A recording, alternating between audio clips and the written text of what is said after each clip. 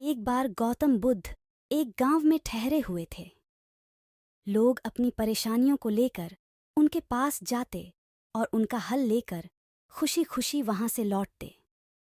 उसी गांव में सड़क के किनारे एक भिखारी बैठा करता था।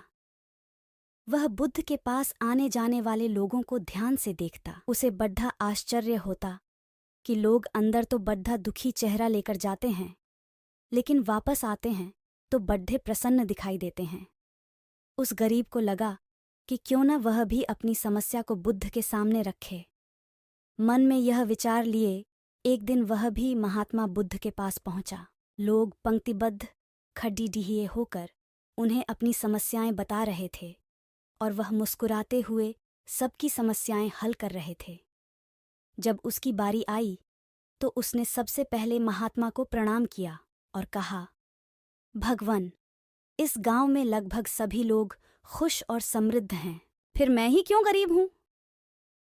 इस पर बुद्ध मुस्कुराते हुए बोले, तुम गरीब और निर्धन इसलिए हो क्योंकि तुमने आज तक किसी को कुछ दिया ही नहीं।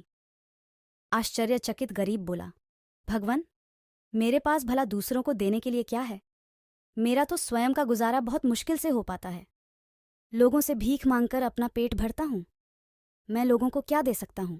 भगवान बुद्ध कुछ देर शांत रहे, फिर बोले, तुम बड्ढे अज्ञानी हो। औरों के साथ बांटने के लिए ईश्वर ने तुम्हें इतना कुछ दिया है और तुम्हें खबर ही नहीं।